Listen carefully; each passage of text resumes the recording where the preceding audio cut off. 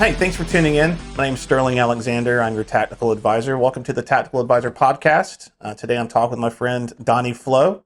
He and I served together in the military, and we both retiring around the same age. Today we're talking about a financial SOP.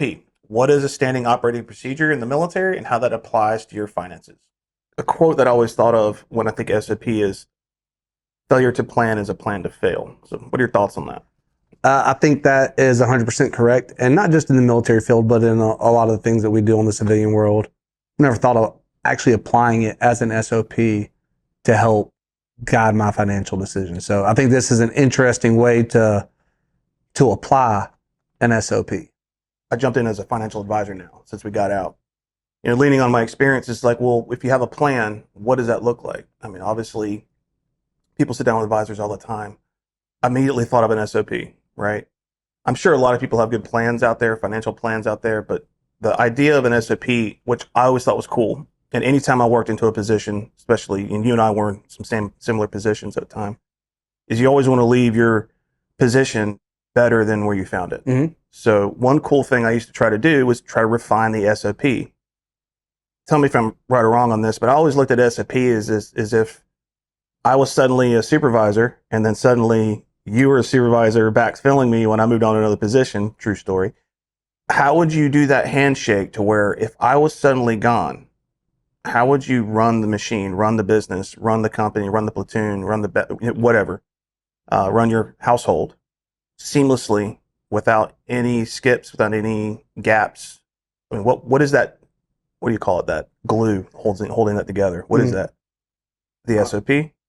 Oh, yeah. Yeah, so we'd make that SOP like, here, take it, and now you can just literally pick up where I left off. That's the idea. Well, and you're always supposed to train the guy beneath you to be able to do your job, or the guy to your left or right to be able to fill in and do things. And in the civilian world, and then within a family and making financial decisions and stuff like that, that other person that you're training or leaving behind a roadmap, an SOP, is going to be your spouse. If you're not married, it might be a parent or a sibling or somebody that can step in, especially if you have kids, to help manage your finances and where they are. So I think having an SOP that is in place, that if something happens to you, you get incapacitated in the hospital or worse, then they have a way to maintain and keep things going. And it'll help reduce a lot of the stress for everybody else. Yeah, I think so. Involved. You have a system in place, right? Mm-hmm. Methodologies, things in place, set it and forget it. All you have to do is tweak it, turn it on, review it, move forward. No emotion, to where you can reach your goals in a systemic way.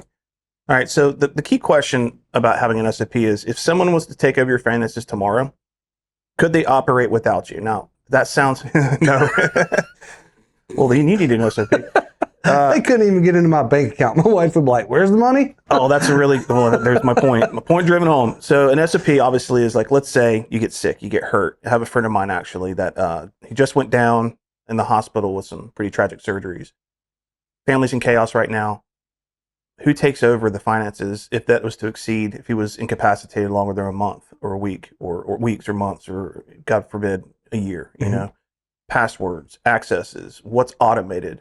What are the priorities of payment? Do we have rules in place of what we spend and what we don't spend? So there's some ideas. So let's talk about what an SOP is really. So what I really like about what an SOP is how to get things done every time without emotion. Now I know that sounds sterile, stoic, but if you think about it, my job as an advisor is to separate you from those emotional decisions that money can really drive when it comes to making decisions. I mean, when you're talking about saving for retirement, saving for your family's or your children's education, saving for a big purchase, you're in a lot of debt. There's a lot of emotional ties to those decisions. So an SOP and an advisor kind of simultaneously help take that emotion out of it. And why professionals who actually do this, which is really cool, is that it creates consistency, reduces stress, and fewer mistakes, just like SOPs that we would craft in any aspect of the military. Right. So when do you remember any like bad SOPs that you've had? The guy that ran my team before me, it was just horrible. No, I'm kidding. That was me. take little digs at Sterling when we can. No, you know, I think for the most part, I've always worked with and for people who put a lot of thought and effort into the SOP that they were doing. That being said, I think SOPs evolve because different leadership styles, different leadership personalities, the way people want to do things are there. But the nice thing is that when you have an established SOP and something happens, a change of leadership, a change of command, like you were talking about your friend, I have a buddy likewise, passed away unexpectedly, 38 years old, 2 kids, wife, a business, and she didn't know any of that stuff. So you had the FFL aspect, you had the finance aspect, people that he owed money to friends that loaned him money to buy equipment, CNC machines, stuff like that, that all had to be paid back out of this, and figure out customers' monies. Like, they didn't have access to a systems, know how to do anything. So that aspect really opened my eyes to the things that I needed to start preparing for my family, just in case. We ain't getting any younger out here. Yep. And our bodies are pretty broke from 30 years of military service.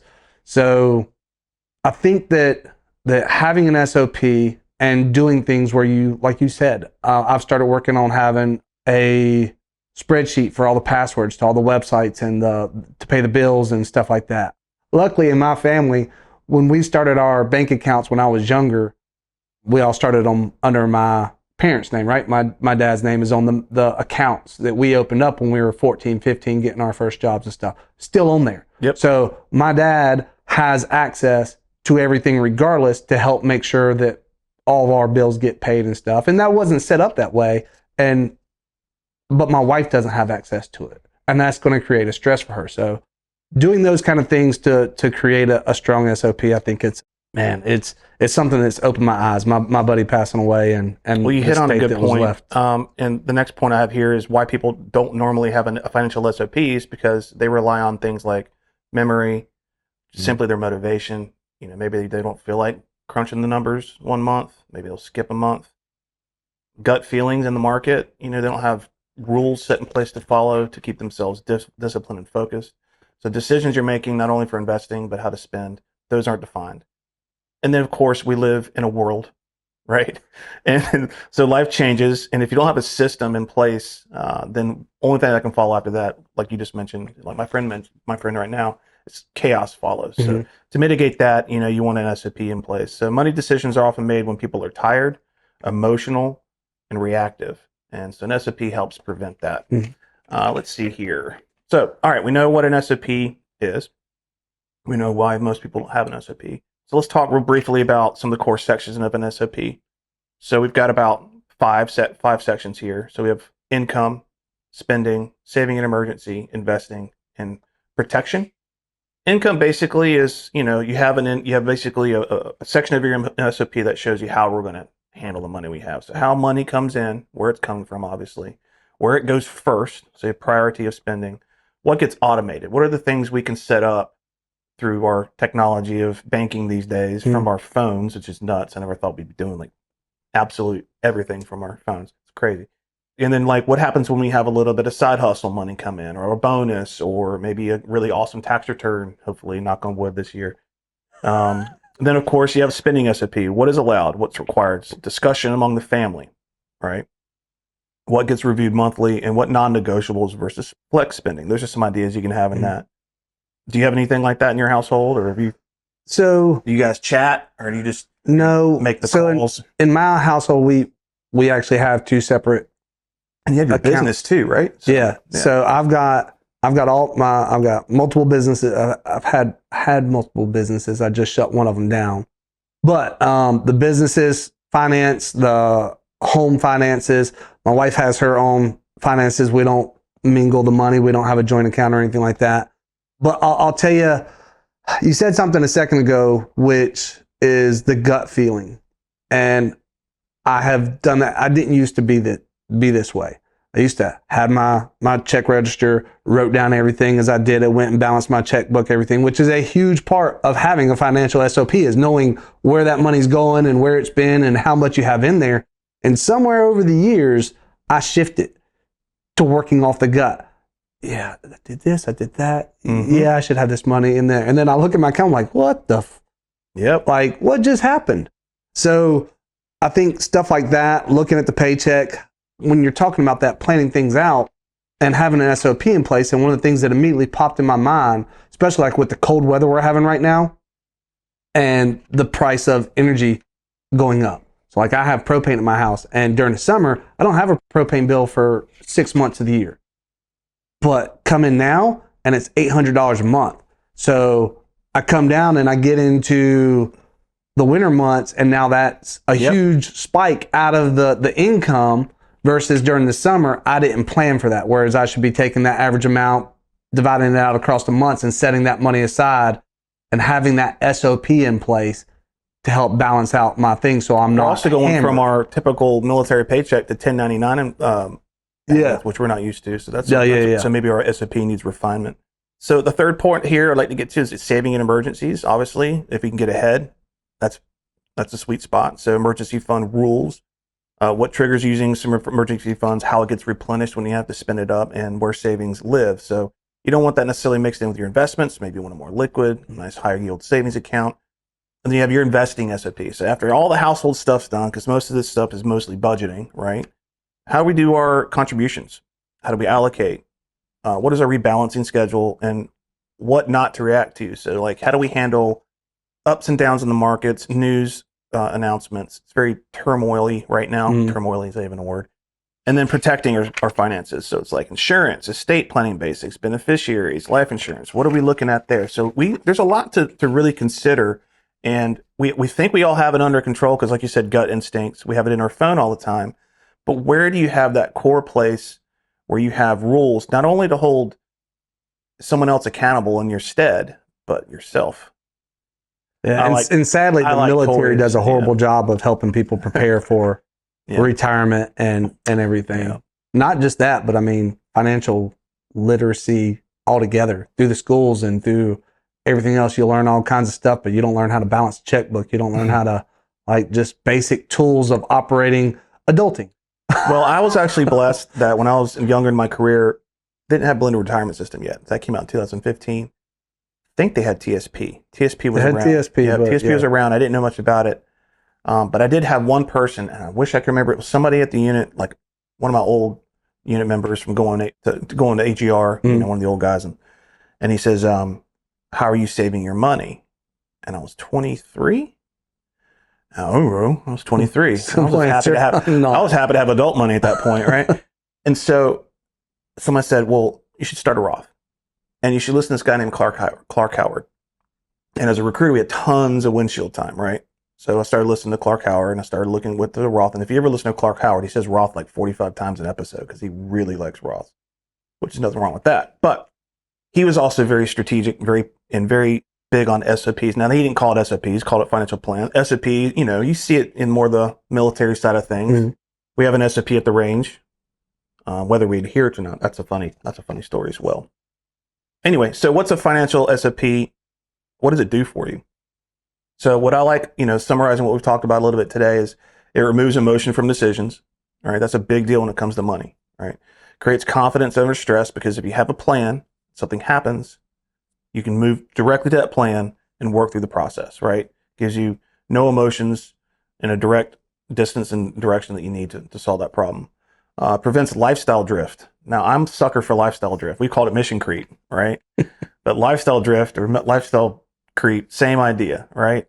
Maybe you get a little extra money here, like I get a little extra cash coming in from working at the range, so I'm going to get used to that. But this week, I'm not going there. I didn't go there Monday because of weather, and Friday, they stacked shifts for all the full-time guys because I'm just a peon little part-time guy. So they cut me Friday. So that's 2 days of a little extra pocket money I wasn't expecting to happen.